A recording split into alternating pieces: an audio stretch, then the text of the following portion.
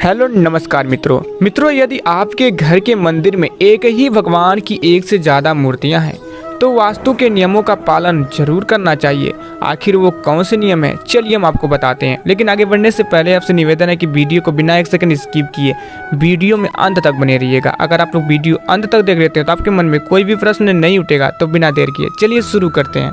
मित्रों, हम आपको बता दें कि घर का सबसे पवित्र स्थान होता है पूजा घर।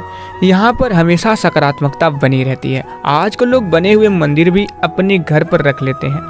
इनमें अपने भगवान की मूर्तियों को सजाते हैं ताकि भगवान का आशीर्वाद हमेशा उनके ऊपर बना रहे। लेकिन कई बातें ऐसी हैं जिनका ध्यान हमें खास रखना पड़ता है। इनमें से सबसे जरूरी है मूर्तियों को रखने का तरीका और स्थान। इसको समझना बेहद जरूरी है, तभी आप अपने मंदिरों को सही तरीके से सजा पाएंगे। मित्रों, अगर आपके पूजा घर में एक ही भगवान की ज़्यादा मूर्ति है तो उन्हें कभी भी आमने सामने नहीं रखना चाहिए।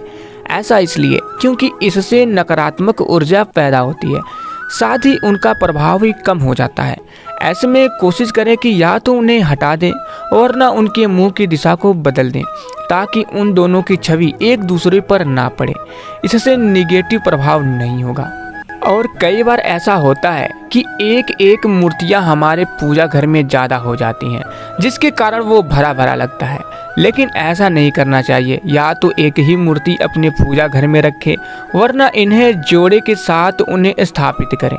इससे आपके मंदिर में हमेशा सकारात्मकता बनी रहेगी। और मित्रों, साथ ही हम आपको बता दें कि वास्तु शास्त्र कहता है कि मंदिर में भूलकर भी खंडित मूर्ति या तस्वीर नहीं रखनी चाहिए।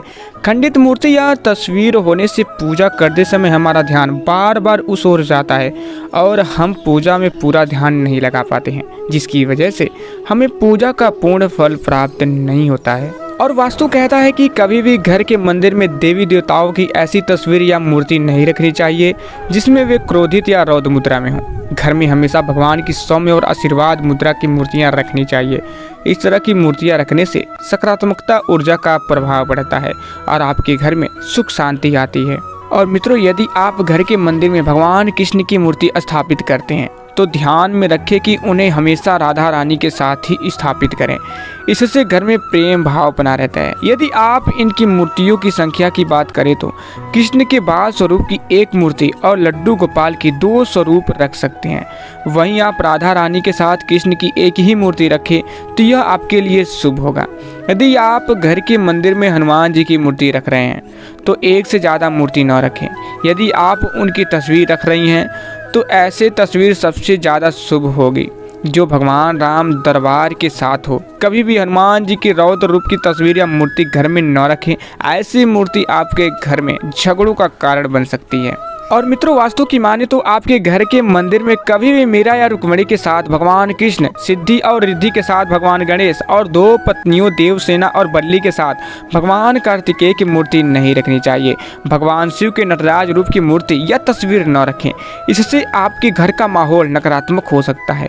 आप देवी देवताओं की त्रिमूर्ति सरस्वती, लक्ष्मी और दुर्गा की एक मूर्ति रख सकते हैं, लेकिन कभी भी एक ही देवी की 3 मूर्तियां न रखें। और मित्रों, हम आपको बता दें कि एक शिवलिंग की स्थापना करते समय कई नियमों का पालन करने की आवश्यकता होती है।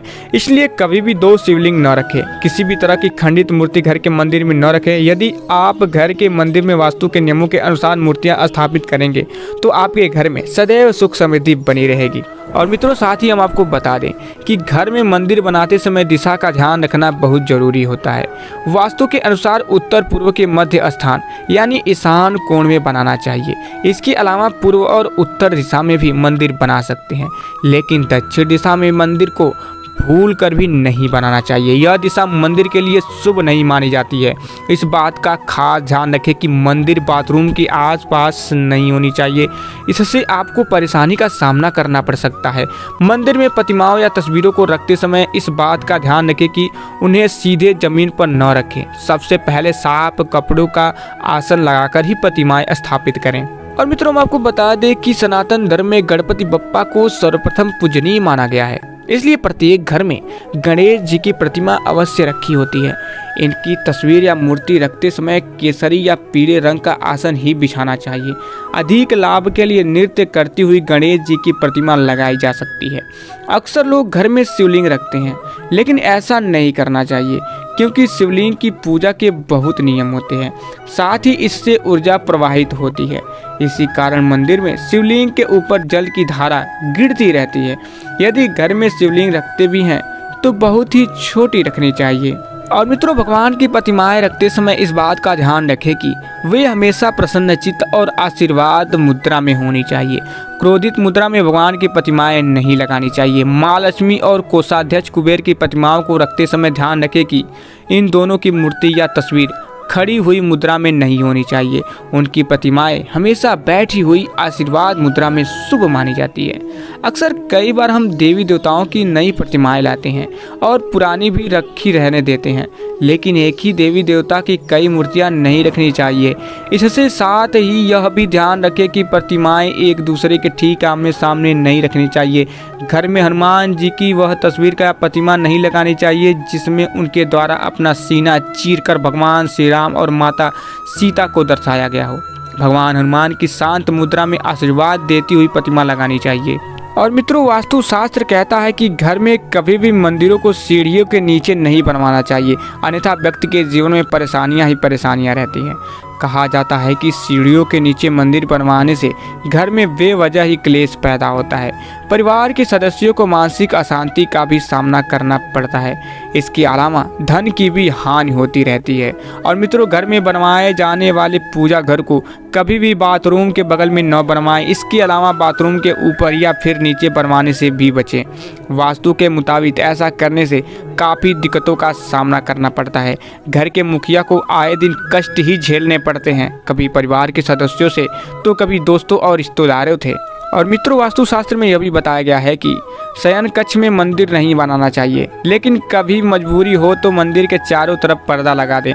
इसके अलावा शयन कक्ष के उत्तर पूर्व में ही पूजा स्थल बनाएं। इसके अलावा पूजा स्थल के रंग का भी ध्यान रखें।